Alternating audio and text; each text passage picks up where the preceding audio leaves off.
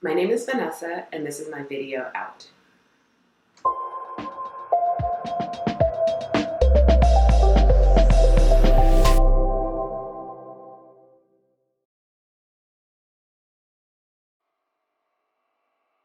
My name is Vanessa Watson. I identify as a Black queer woman, and my pronouns are she and her.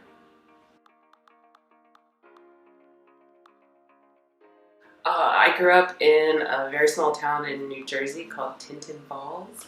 It's in Monmouth County. We're like near the shore, but definitely not that whole Jersey Shore thing. It's no. But small town rather, military area, and like very small but inclusive and like diverse groups that were there, but also very like religious and conservative at the same time.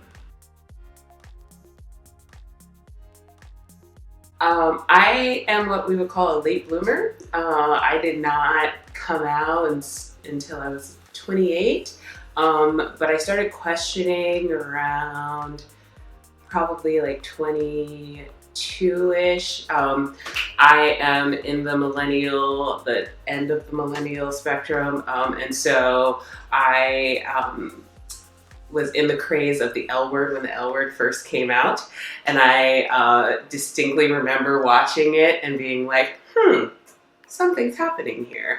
What is that? And sort of a space of like, all right, well, maybe it's attraction, but also never really being closed off to it. Just kind of being like, maybe that's a thing that we'll try or whatever, and kind of like pushed it away. Being older and thinking about it, looking back, I had experiences when I was younger, like as a child, playing games and things like that. I think I kissed a girl, not think I know. I kissed a girl and I like distinctly remember her and like everything about her. When she moved away, I remember crying, and it didn't connect that perhaps this meant more. But looking back, I could be like, oh, baby queer. Absolutely. So in the midst of coming out, like I said, I was older, so I am like a professional. I have a job, and I had started dating someone, and they talk about it of like a puberty adolescence phase. When I say that I was like fucking up at work, I literally was. And it was because I was in like this like just jovial, throw all caution to the wind, I love this person, it's like amazing. And my boss could tell, and she didn't say anything about it, she didn't approach me or anything like that, but like her boss and other people were asking like, what's going on with Vanessa? Because this is like atypical. I'm like, I'm responsible. And like, so this was odd that this was happening. And luckily, I didn't know this at the time, but after I came out to her, she had shared with me, she was like, I told them like, I think she's going through something. I'm giving her some space right now. Like, trust me in this. She was an advocate for me at that moment. And she did. And so I had my annual review, and I was talking to her, and like we went over stuff, and she like pointed out the things that were a little awry, and I was like, yeah, I know, and I acknowledged it and was like, I apologize, blah blah blah blah. She's like, is there anything you want to tell me, you want to talk about? And I was like, yeah, you may or may not know this, but I have a girlfriend, and it's the first time, and all this kind of stuff, and like she's like, I figured, and all this kind of stuff, and then there's crying and things of that nature. But to learn even more after the fact that she had advocated for me in this space where like it could have gone very poorly, really meant a lot. And she was like, it was like no skin off her back. It didn't really matter. There were other instances of coming out that did not go so well, but it was definitely affirming to have that be the first one. I had some very like they're friends now. We have like since repaired our relationships, but I had known them since I was about 10 years old, and so like we all grew up together. And prior to, I had other family fractions happen, and they were always there. And so as the process was going on and I was starting to question and do stuff, they also kind of knew. They knew that like something was going on, and also like it was under the umbrella of like, oh, she's just exploring, and like she'll come back to, you know, hetero-ness, and we'll all get married and have our husbands and our 3.4 kids. And then it got to the point where I was coming out, and it wasn't like a big declaration, but I was like, okay, well, I'm dating this person. We happen to be in New York. I want you to meet this person. And so that is how the situation happened. And then it like went left. So, like I said, I come from this like small community, and they're conservative. I grew up in the Christian church, very active. And so they were all like, these are like my two childhood best friends were like, you know, you're going to hell. Like this is your influence of like living in DC and having these other friends, and you know, you should know better than this. And like the old adage of hate the sin but love the sinner was kind of the perspective. And it was really jarring and like shocking for me, because they had been there through some other tumultuous times. And in this iteration, like through the Bible, but also like I was shocked. Like I did not expect this at all. So it definitely like took us a couple of years, not a couple, like quite a few years to like get back on track and like be closer again. And initially, like their response was like, well, I didn't say that like I didn't care about you. Like it was like, I still love you, but this part I'm gonna like judge. And I'm just like, what? Like, how did we get here? So yeah, so it was difficult. It definitely was not, it was not smooth sailing all around.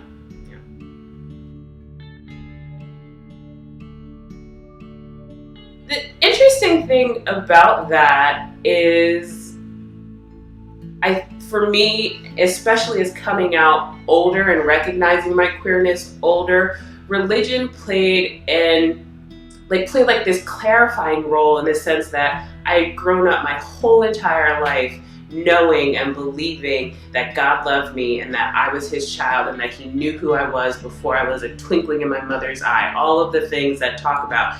And now I'm at this position where I am starting to feel things that I haven't felt before. And this whole notion of like, if he doesn't make mistakes and everything he creates is good and sound, then the feelings that I have at this moment should be in alignment with that same theory, right? That rationalization. And so that part for me affirmed in a way like I'm not crazy for feeling this way, and also I'm not like a deviant for feeling this way. These feelings aren't unnatural.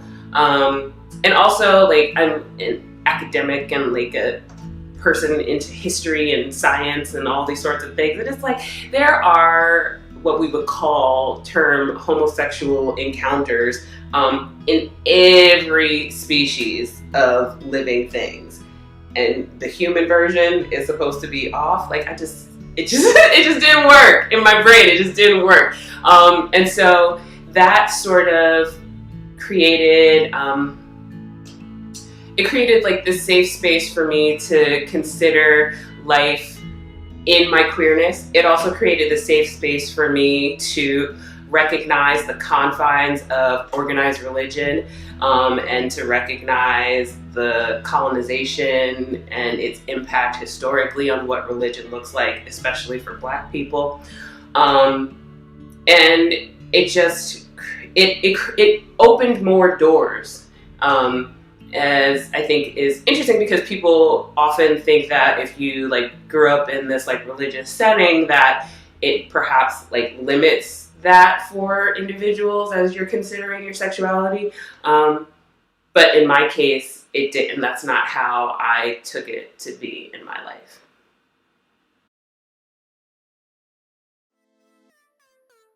It's everything being Black, a woman, and queer.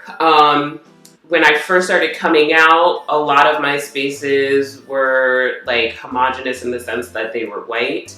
I definitely didn't recognize as much that there was a vibrant queer Black POC community and that I had space within that community.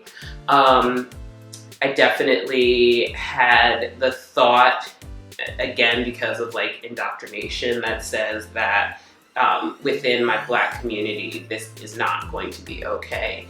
And it took time for me to find that Black community of queerness, but it is very much present and very much vibrant.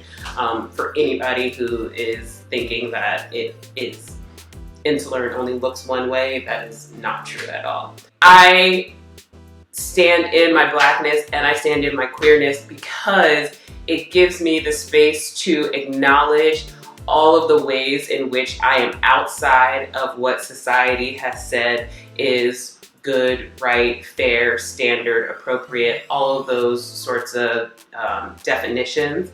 And that at the end of the day, when I really think about it, the vast majority, or a large portion, we can say, of our art, of our thought processes, of the voices that have been celebrated within our community come from individuals who are Black and or queer. And so I'm proud to be included in that number. I stand tall in being in that number. And it was a process to get here, but not as much of a process in the sense that I've always been Black. So that part I had in many ways already acknowledged and navigated through.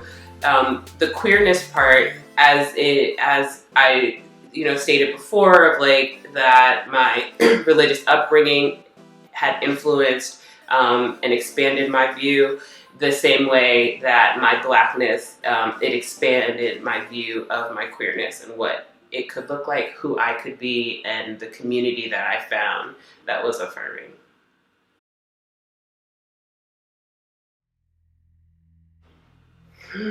What is the most pressing issue facing LGBTQ people today? I would say the violence and assault of Black trans women is at the forefront. And to quote Charlene Carruthers from BYP 100, she had stated in a panel, and I completely support this, that if we as a culture and as a society protected and fought for Black trans women, then all of us would be protected. And I support that. Yes, if there's the root of the, I don't even know what to call it, anger, violence, thought that allows for the impact and the trauma that's been exerted upon Black trans women, if we can get to that and eradicate that, and the structures that support that, if we can eradicate that, then all of us will have a better standing. All of us.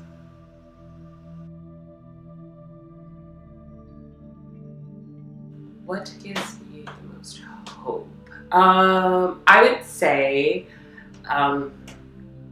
seeing younger queer folks acknowledge their identity and take ownership of their place in the world without asking for permission gives me a lot of hope. I'm in school as a non-traditional student. I'm in classroom and spaces with more traditional age college students, and so to see like 18-year-olds because I wasn't doing this at 18, right? So to see 18-year-olds that are so assured in themselves and in their place, and to take ownership of that, that gives me hope, because if you have this,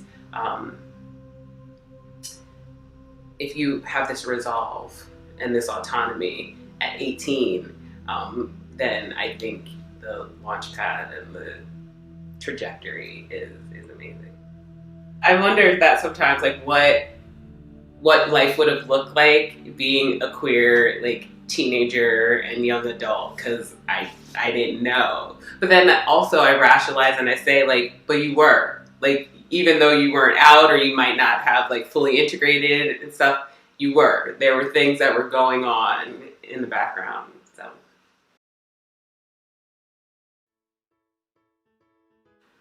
what's my favorite part about being me?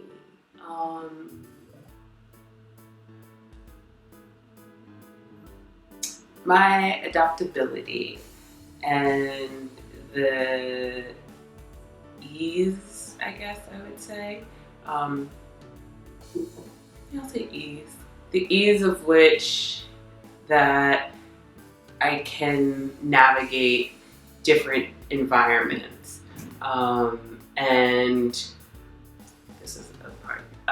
And teasing out, for me, the favorite part now, and that's the work that I'm doing, is teasing out the space of I am performing and doing something because I feel uncomfortable or things are awry, versus that's just who I am.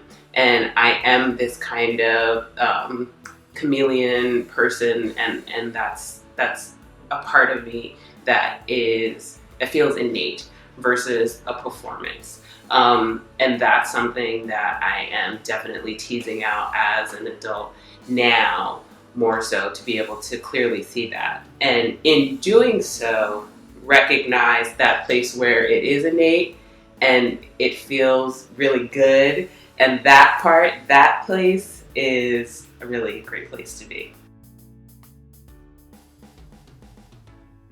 If you have questions and you're feeling things, explore that. And you get to do it on your time. You don't have to tell anybody. You don't have to make any declarative statements about it. Yes, coming out is great, but coming out is also a privileged act.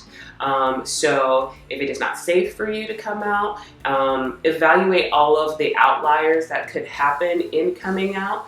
I would say don't let that restrict you from living your life, but at the same time recognize that an adverse response is a real possibility, and be prepared for that if that were to occur. You don't owe anybody anything.